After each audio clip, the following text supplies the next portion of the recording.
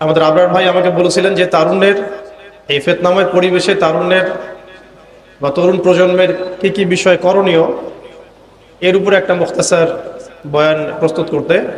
তা আমি চেষ্টা করছি মোটা দাগে শুধু 10টা কথা বলার জন্য আর কি। আল্লাহ পাক আমাদের সবাইকে শুনে বুঝে আমল করার তৌফিক দান করে না। আমার সামনে যারা বসে আছেন সবাই তরুণ ভাই।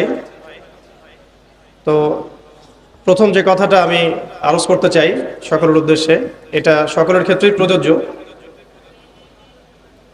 প্রথম আমাদেরকে আমাদের জীবনের উদ্দেশ্যটাকে ফিক্স করতে হবে।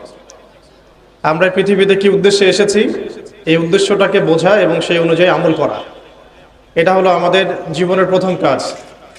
উপস্থিত তারুণ্যের প্রতি আমার প্রথম আজকের নাসিহাত যে আমরা যেন আমাদের জীবনের লক্ষ্য এবং উদ্দেশ্যটাকে উপলব্ধি করতে সক্ষম হই। আল্লাহ পাক সবাইকে তৌফিক দান করে দেন।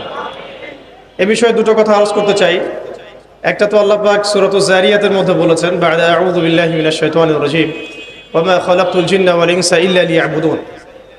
আমি জিন জাতি এবং মানব জাতিকে শুধুমাত্র আমার ইবাদত করার জন্যই সৃষ্টি করেছি।